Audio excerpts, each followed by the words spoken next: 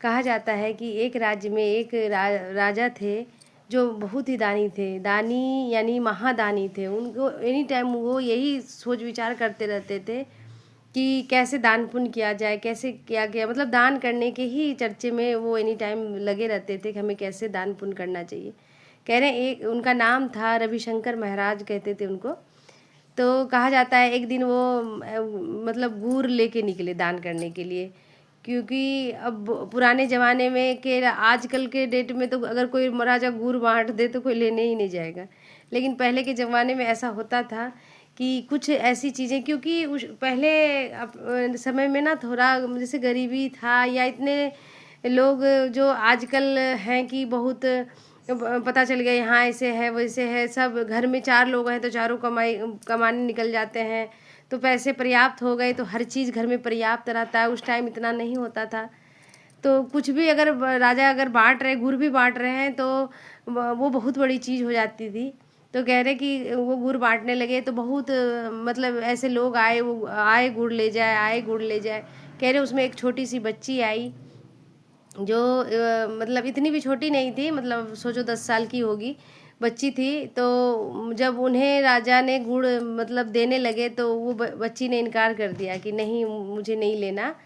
और तो राजा पूछने बुलाए पास में अपने और पूछने लगे कि बेटे बताओ ऐसा क्यों क्यों नहीं लोगे क्यों।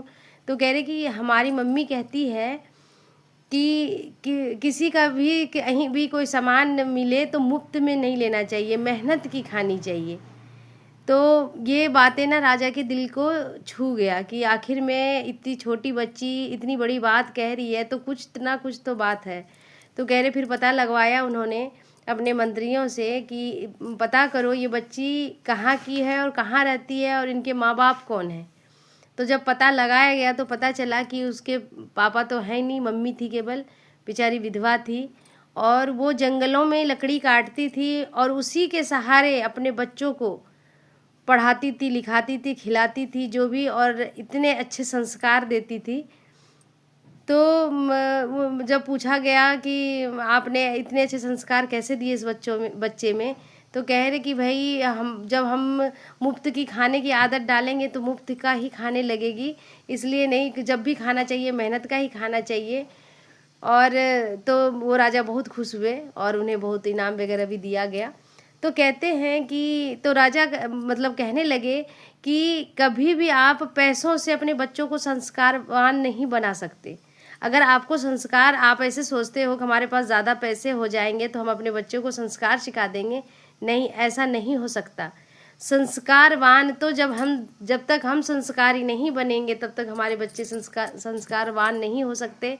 और इसके लिए हमें ज़्यादा से ज़्यादा मेहनत करना होगा। कहाँ मेहनत करना होगा? पैसे कमाने में नहीं, घर में मेहनत करना होता है, बच्चों के साथ टाइम बिताना होता है, उनको अच्छी अच्छी बातें सिखानी पड़ती है, उनके दिमाग में ऐसी ऐसी बातें डालनी पड़ती है। तो अगर हम डेली, बच्चे तो तोता के समान है, अगर आप जिस चीज़ को अगर रटवाना शुरू कर दो तो वो रटते चले जाते हैं।